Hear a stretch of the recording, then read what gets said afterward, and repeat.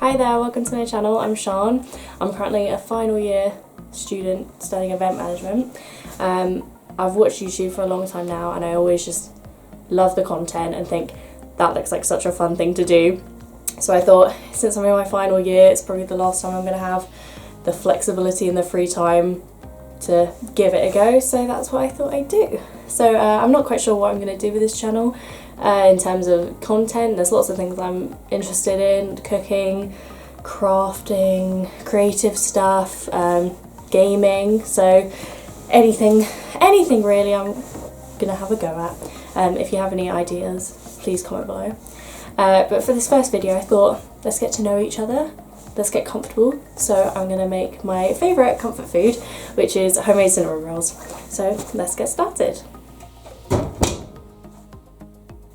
So to get started, this is half of my usual recipe that I do, so I'm just trying to make a smaller batch than usual. But I've measured up my ingredients for the dough to start with. So I've got 250 millilitres of milk, 60 grams of butter, 55 grams of caster sugar, half a packet of dried yeast. To start with, 270 grams of flour, and then separately another 50 grams of flour to stir in later.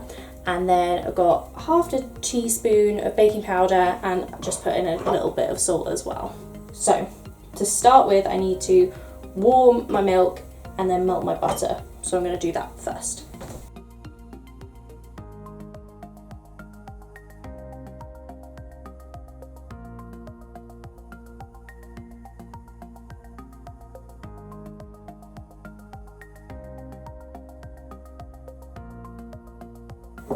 So that butter is pretty much melted now and the milk is warm as well. If anything, probably a bit too warm, verging on the hot side. So you just want to make sure it's warm and not hot. And then next I'm going to combine them with the sugar in a large bowl before I put the yeast on top.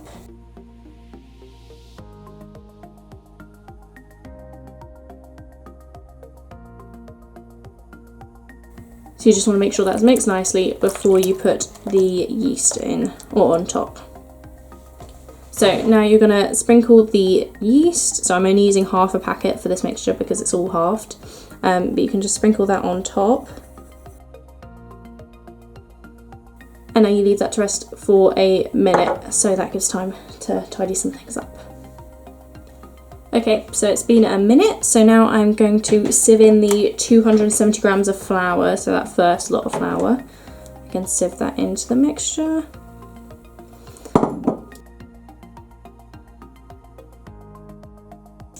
Okay, and now you can mix all of this in until it's fully combined.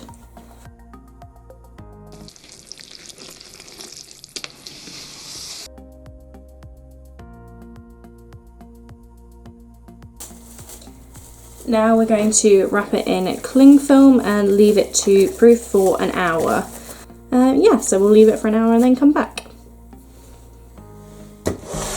Right, so this has been proving for an hour now. And I'll be honest, it hasn't risen as much as usual, so we'll see how it goes.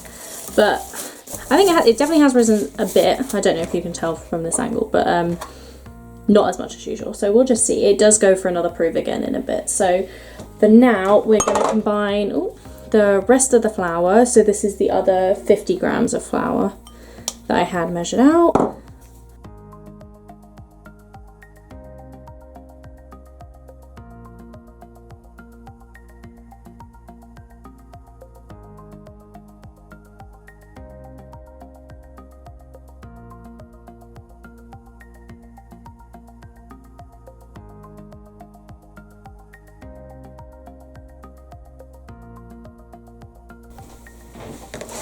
And now we're going to add in the last bit of baking powder, just to try and scatter it equally, or you could mix it in with the flour beforehand. And then just a couple of bits of salt as well. And then again, just mix this all in as well. So now the fun, messy part. is going to be flouring the surface. So I have already wiped this down, but make sure that you've got a clean surface. Again, I'm just going to use the sieve to make life a bit easier. It makes it easier to scatter things as well. So pour a load of flour in there. And then I'm just going to flour the surface. I'm going to try and do my best to keep this all in one piece. Spoon it all out onto the side. Then you can start turning it into a dough.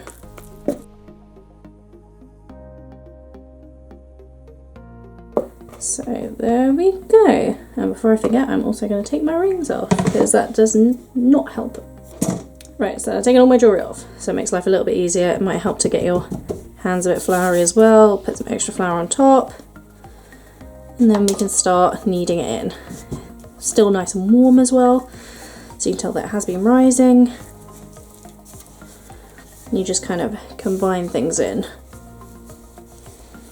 You want to make sure it's not sticky to the touch anymore, so sometimes this takes a little bit of time to do, but you just keep folding it in on itself, adding more flour into any parts that are wet or sticky, and then just keep mixing it in. And when you feel it starting to catch on the surface, or if you're using your flour up, just add a bit more. There we go.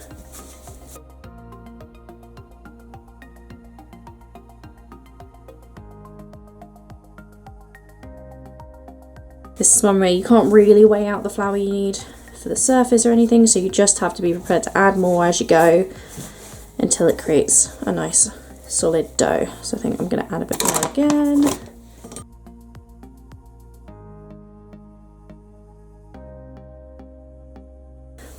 It's starting to get there now and you can feel it's less sticky, but as you mix it in, obviously the stuff in the middle will come to the outside and you just got to keep moving it, keep getting it covered in flour, mixing it in. This will obviously make your dough bigger as well because you're incorporating more flour. There we go. It's probably nearly there now. I'd say that's good for now. Yeah. Right.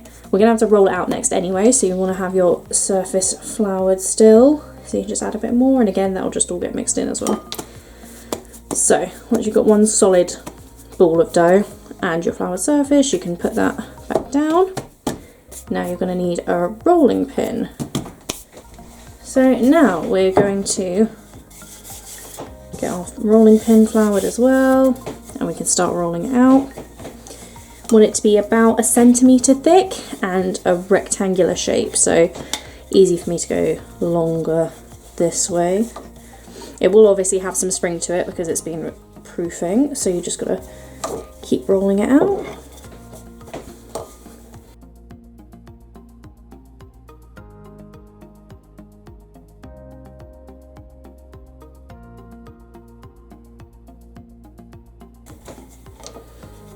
And that is probably about the right thickness, so just try and shape it into those corners where you can. That's your kind of rectangle shape that you want. These corners obviously aren't that pointed, but it doesn't matter too much, you just don't want it to be like an oval. There we go. And next is the filling. So I have my butter, which has been on the side softening. So I'll see, I might just, so it probably needs a little bit more just to make it spreadable, because otherwise you're going to put dents into this. So I'm going to stick that in the microwave for 10 seconds probably, just to soften it up. Then you've got your sugar and your cinnamon, which we can just combine into one of these bowls and mix this up as well. So there we go with that. Once that's all mixed in, so we'll do a layer of butter first and then sprinkle the sugar and cinnamon on top. Okay, so this has started to melt now, which doesn't matter at all. You can mix it in. So if it is mostly melted, that's fine. Or if it's a bit of a just soft butter mixture, that's also fine.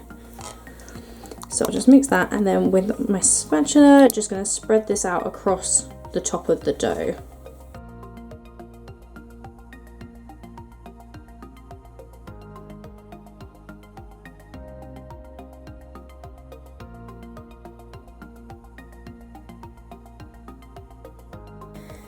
Right, brilliant. Okay, so that's the butter done. And now you can spoon or you can sprinkle. I might start by spooning some of the sugar. Just again, make sure you go to all the edges as well.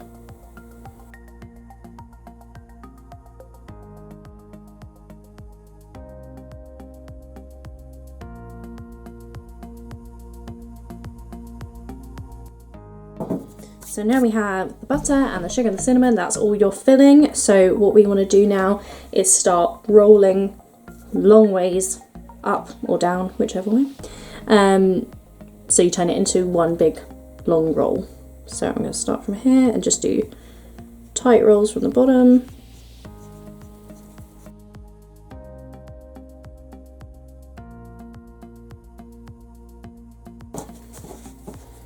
So you're obviously going to have slightly thinner bits at the ends if you've not got the corners. That's why having the corners is good to keep it even. But that's not too much of a problem. You can have a couple of little ones as well.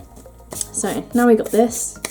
You can cut them. It depends how thick you want them, but normally I probably try and do about 3 centimeters thick. We'll see how it goes though. I can also already tell that although I've halved my recipe, it always ends up being more than you expect anyway. So we can cut this up now.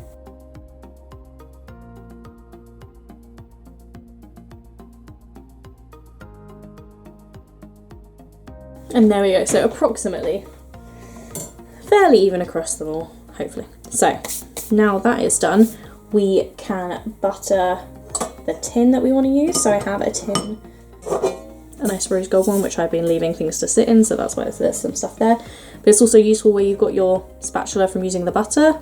You just wipe off any excess butter into the tins as well, because we need to butter it the whole way around.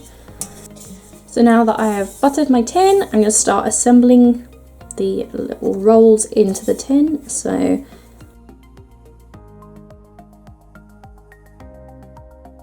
you don't want to squeeze them in, but you can just place them around the tin and then work your way inwards.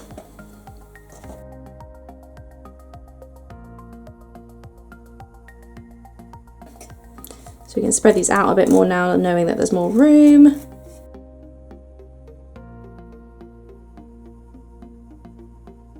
Again, you just reshape them a little bit, make them a little bit more circular. But they all fit in perfect with loads of room. Brilliant. So now this is time for it to go for a second proof. So we can cover up the cinnamon rolls again and just leave them to proof for another half an hour. And within that time as well, it gives you a chance to preheat the oven and again, just clear away any of the stuff that you've got on the side. So just gonna cover these again, set them aside, and then we can preheat the oven. Right, so these have now been proofing again for another half an hour. So that was their second and last proof. So now that means they're ready to go in the oven. The oven's preheated to 180 degrees and they'll go in the oven for between 25 to 30 minutes. So it's worth checking on them after about 20 minutes. And then if they're already golden brown by 25 minutes, you can take them straight out. So yeah, we'll stick these in the oven.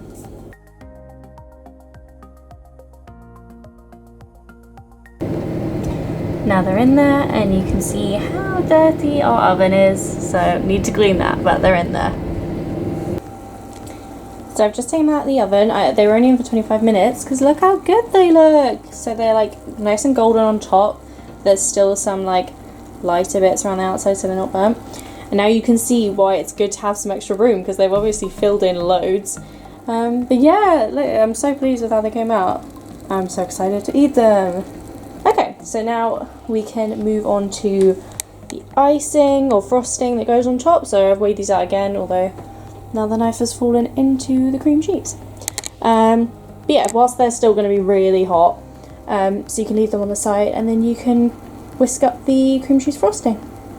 Okay, so now we're going to make the frosting to go on top. So we can start with the cream cheese, which I've done 70 grams of to start, but kind of like with the flour, the frosting, you can add to it as you go if you want a different consistency, or if you just want more, or if you want a bit less. So it's very much as you want it kind of thing. So I might end up adding some more as well.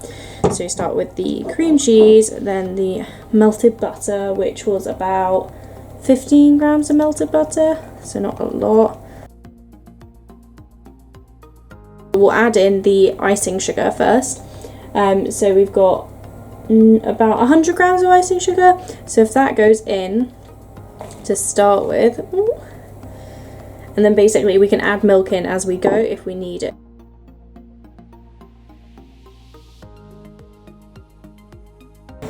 Put a heatproof mat under. But I'm really pleased, I think they look so good.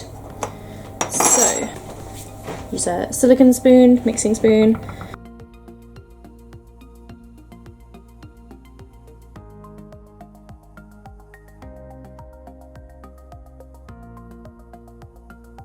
That is basically it done for now. It's obviously still hot, so it's going to all kind of soak in. But I'm really pleased with how they've come out.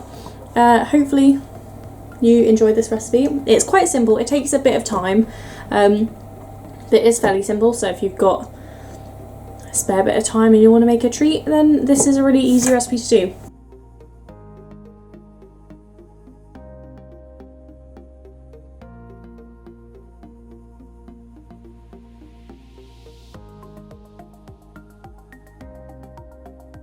Right, well thank you for watching. Hopefully you've enjoyed this video and the recipe was easy enough to follow.